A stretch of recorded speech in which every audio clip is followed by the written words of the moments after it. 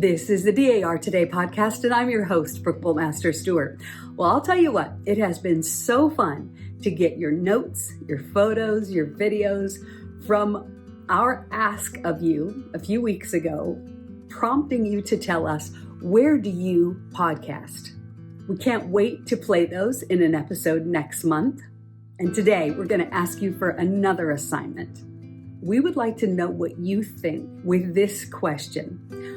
What do you wish someone would have told you when you were a brand new DAR member? What is that one thing that makes you think, oh, I wish I would have known this earlier? I've always thought that was a neat question to ask members, especially those who have been in for a while. Like for me, I'll go ahead and start. When I meet somebody new, I always tell them what I would recommend is to memorize your national number right away. Because there's so many times that you need that national number to either log in or to sign up for an event or something happening. So just memorize that right away. So that's my 2 cents. So here's how to submit these to us. Number 1, you can just email your thoughts to us at darpodcast@nsdar.org. Or number 2, you can email your idea along with a photo of yourself. Or number 3, if you're feeling particularly adventuresome, you can make up a 30-second video of yourself and email it to us here. Now, it can be shorter than that, but 30 seconds is the maximum. Be sure, regardless of how you send it to us, to tell us your name, your chapter, and your state, and how long you've been in DAR. We'll accept entries for this up to May 10th, so send those in. Now I bet you're asking, why am I giving y'all so much homework? Well, we are coming to the close of the Wright administration. And so, of course, there will be elections at our Continental Congress this summer. So with these elections will come not only a new executive board, but new national chairs. You've heard from this national chair for 2.5 years or so. And so it's our turn to ask you now. We want to hear from you. So send those in. Okay, so today, have we got such a fun episode for you today? First, Patti Maclay will talk to us about the Marquis de Lafayette and his wife, Adrienne, in this third part of our series of interviewing her as the national chair for the Franco-American Memorial Committee. Now, I have to add this. I don't know if you're anything like me, but when I would hear about the Marquis de Lafayette in the past, I would think, oh, yes, I know about him, and he was wonderful, and he helped America quite a bit, and that was kind of it. That was the extent to my interest. But I'll tell you what, I became a true believer about Lafayette and what he meant to our nation, the things he went through to fight for liberty throughout his life, after hearing Patti Maclay, especially in this particular segment that she's going to talk about today. This was a game changer for me when I heard what she talked about with these. So I really think you'll enjoy this segment today with her. And then we're going to have a bit of a segment showcasing some of the events that happened in some of the states to commemorate the 200th anniversary of the farewell tour of the Marquis de Lafayette. So let's jump right into today's episode. And we just ask that you subscribe to this podcast, hit that notification bell so you never miss an episode. And as always, hey, thanks so much for being here with us today. It's a delight having you with us again. And you've mentioned before the Marquis de Lafayette and his wife, Adrienne. Would you tell us a little bit about their relationship? Adrienne was an awesome, dynamic woman of her own stead. And everyone knows who Lafayette was and who could have married someone that would be equal to him, but Adrienne was. She was the second child of a very, very high aristocratic family, a Minuet family, who had access to the ear of King Louis XVI. She was in love with Lafayette before she met him. She thought that her older sister would be ending up to marry him, but she did not. And so it was her father had arranged for her to marry Lafayette. Now, her mother did not want them to be married at a young age. So Lafayette came and lived in their, quote, hotel, their household, for about a year before they ended up getting married. She was 14 when they married. He was 16 when they married in April of 17, I can't remember, 74 or 5. But they actually were in love with each other, which was a rare incidence at this time period in France. And she was also a student of the Enlightenment, very involved with the ideals of liberty and democracy, and was his perfect helpmate when he bought a plantation to try to have an experiment to educate out the enslaved on this plantation, which was in what is now French Guiana. She was the one who ran it. She was the one that made sure that they got paid. You bought the plantation with the slaves. So many people say he owned slaves. He really did not. He never owned a slave. But what happened was he had to buy them together. They immediately began to have a salary. She made a point of educating them, and their experiment went on until the French Revolution, when the property was confiscated at that time period. But she devoted her life to him, raising their 3 children.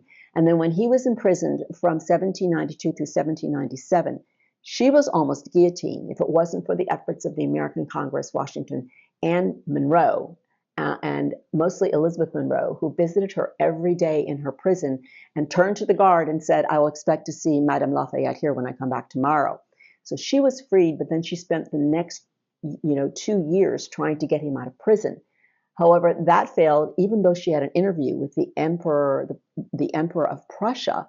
She could not get him out, so she said, "Fine, I will take myself and my 2 daughters, and I will live with him in prison." So the last 2 years they were together in prison, which was 95 to 97, they became known to the world as the prisoners of Olmütz, which she made a point of getting those messages out so that the world knew what was happening. But it was really so much for her. And by 1807, at the young age of 48, she died. And as a rheumatologist, some people say she died of lead poisoning, and I think she died of an autoimmune disease, and I'm doing that research right now. But she was entirely devoted to him as a wife and as a mother. What an incredible strength in her, and obviously a love and a passion. Right? What a story of love. To the very last day, they loved one another to the end. And at the deathbed of Adrienne, she said, to him, "Do you still love me?" And of course he said, "I truly love you." And he goes, "I give you all of myself," she said to him. "I give you all of myself." And then she died. So it was a very loving relationship. I cannot imagine what our America would have looked like without the influence of someone like the Marquis de Lafayette. Would you agree?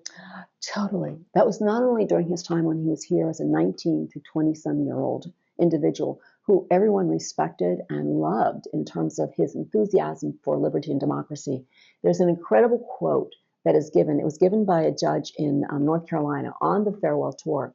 And the quote was that Washington, Hamilton, and Lafayette fought for American liberty and democracy. Hamilton and Washington fought for home and country. Lafayette fought for liberty. And that was what he did his entire life. He is quoted to have said that between 2 points, looking for the middle, where's the moderate point?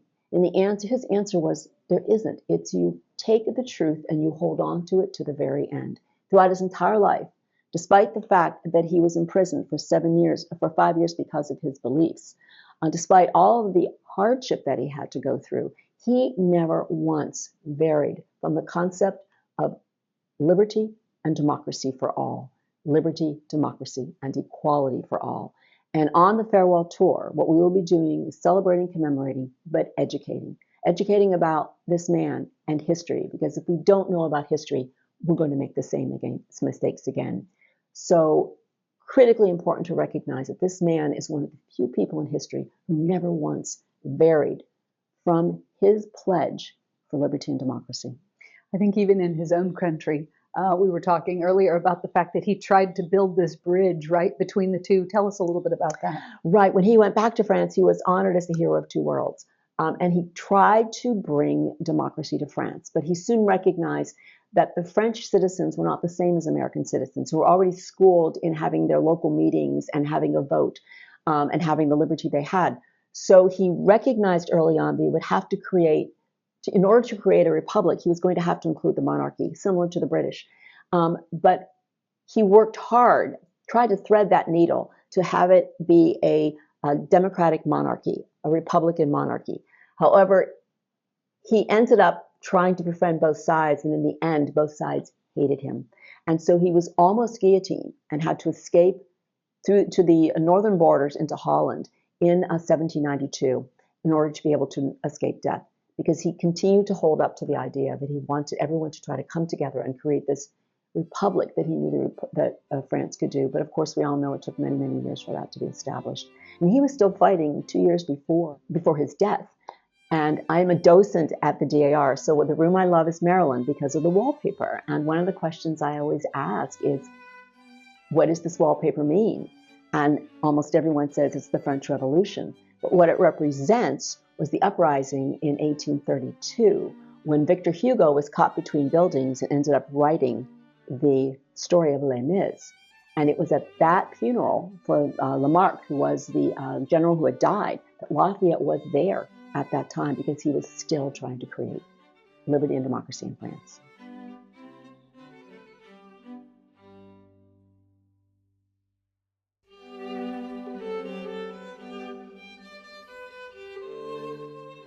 We've talked before on this podcast about Lafayette's farewell tour and the events surrounding it. In the fourth week of April last year, we played part 2 of a series of interviews with Patti Maclay, National Chair of the Franco-American Memorial Committee, where she spoke about the fact that back in 1824, with the political climate at that time, with the elections dividing the nation and people struggling with all of that, especially struggling with their feelings about this somewhat new nation and their patriotism, well, then President James Monroe invited Lafayette to come and visit with the American people, to remind them of the values of democracy, of liberty, as he was so beloved in our country. He came in the summer of 1824 and planned to stay 3 months. Well, everyone wanted to host him in all the different states, so he ended up staying 13 months, touring throughout the country. As you may remember too, states have set up wonderful events to recreate Lafayette's different stops. Often these current events are on the same date as the original, even in the same hour. Have you been able to attend any of these spectacular balls, feasts, or commemorations thus far? One recent event that this chair was able to attend was a dance honoring the Marquis de Lafayette in Fayetteville, North Carolina in March. Of course, Fayetteville being named for the Marquis de Lafayette. This lovely Regency period costume ball was held in the elegant orangery of the Cape Fear Botanical Gardens. So many attendees were there to learn dances from the early 1800s, and the dance master Charles Step Lively of Virginia and the historical musicians of a band called Syllabub made this a magical experience. It was so fun to watch everyone learning and trying to get the steps straight. And with most everyone in period dress, it was hard to remember that most of the people in this room were probably more comfortable with their ultra-modern computers and smartphones than they were at a cotillion doing a quadrille. But by the end of the evening, it seemed that everyone was a pro. The event was planned and orchestrated by North Carolina daughter Janelle Preman and was attended by the North Carolina State Regent Cricket Krigler, most of her executive board, and many DAR members. Another state that went all out in their events surrounding this 200th anniversary tour was South Carolina. The SAR, the DAR, and others all came together to make sure every function was noteworthy.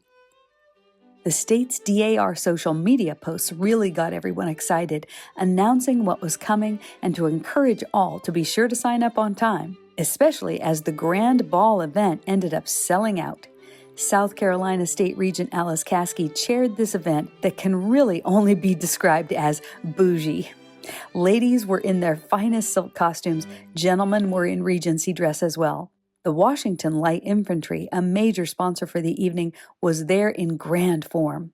We'll put a link in the show notes for information about this amazing infantry founded in 1807.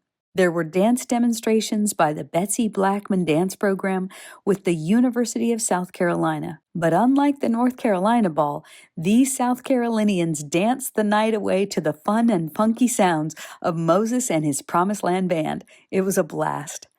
But it's interesting, as we've talked about DAR and the Lafayette Farewell Tour and all that surrounds that, it's easy to forget what these events mean to a lot of people in our communities too, not just DAR members. There were so many people at these events from all over. Remember to tell your friends and family about these things coming up. In fact, events commemorating Lafayette's farewell tour are coming to Louisiana and Kentucky in April, and then on to Buffalo, New York, and New Hampshire. Which events will you attend? Start looking at the websites. We'll place a link in the show notes for those, but be sure to look for announcements from your own state DAR societies and support these. I'll tell you what, they're wonderful and worth our time and effort.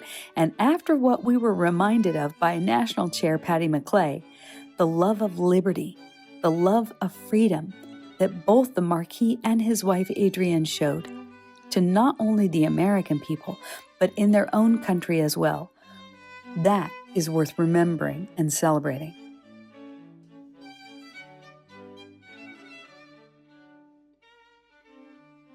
We leave you today with this quote by the Marquis de Lafayette.